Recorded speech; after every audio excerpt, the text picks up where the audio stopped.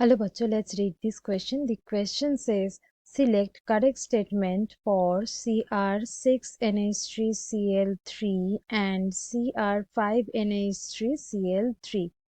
सो इस क्वेश्चन का की कंसेप्ट है कि यहाँ पे दो कंपाउंड दिए गए हैं। ये कॉम्प्लेक्स कंपाउंड के बारे में यहाँ पे 4 स्टेटमेंट्स दिए गए हैं। सो इनमें से कौन सा स्टेटमेंट करेक्ट है वो हमें आइडेंटिफाई करनी है।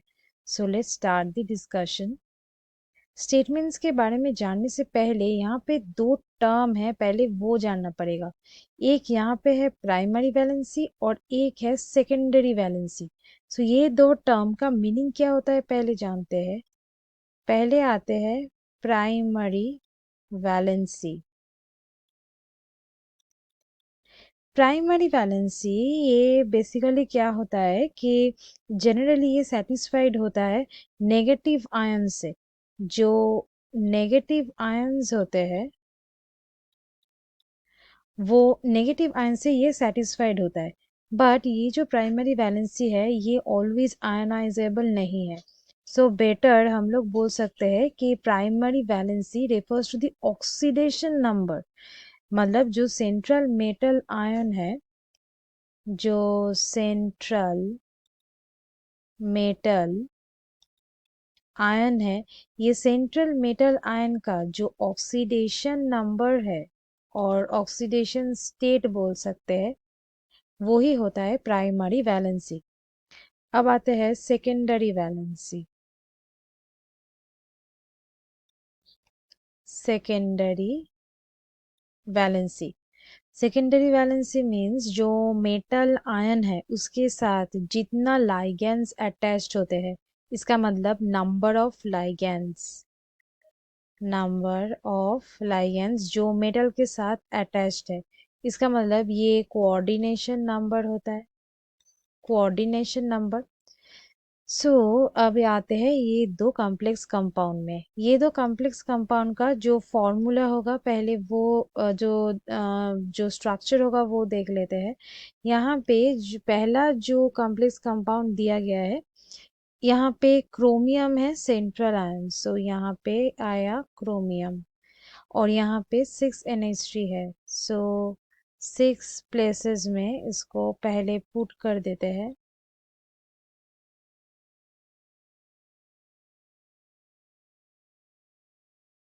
यहाँ भी NH3 और यहाँ भी NH3 और इसके साथ ये बाहर रहेगा Cl3। जब ये डिसोसिएट करेगा तो ये क्या प्रोड्यूस करेगा, ये प्रोड्यूस करेगा एक कैटायन और एक एनायन।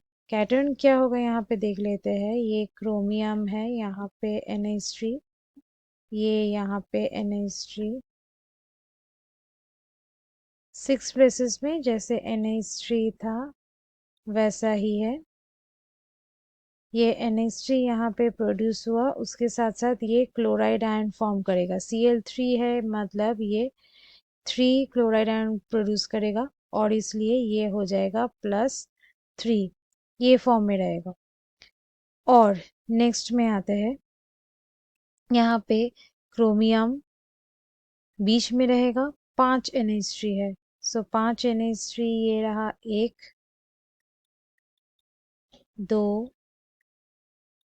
ये 3, यहाँ पे हो जाएगा एक Cl, यहाँ पे एक NH3 और ये रहा और एक NH3।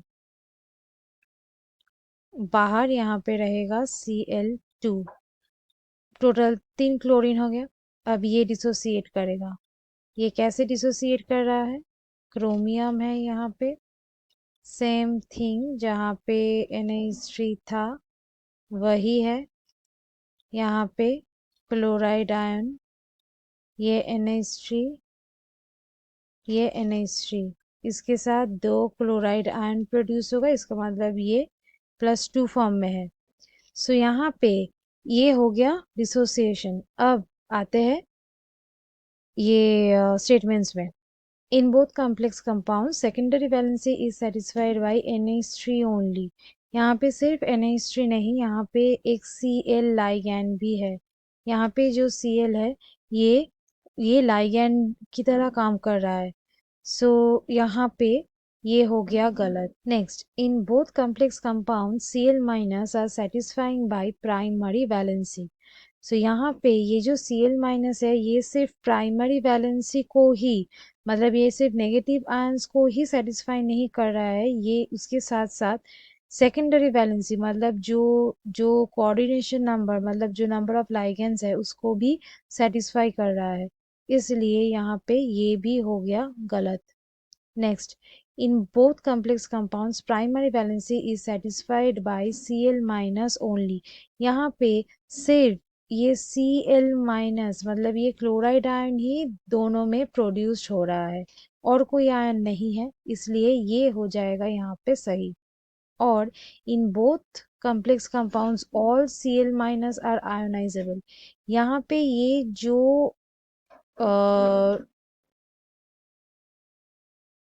यहाँ पे ये जो क्लोरीन है ये आयोनाइजेबल नहीं है, नॉट आयोनाइजेबल, इसलिए ये भी हो जाएगा यहाँ पे गलत। सो यहाँ पे सही स्टेटमेंट हो गया C. So students, hope you understood it well. Best of luck.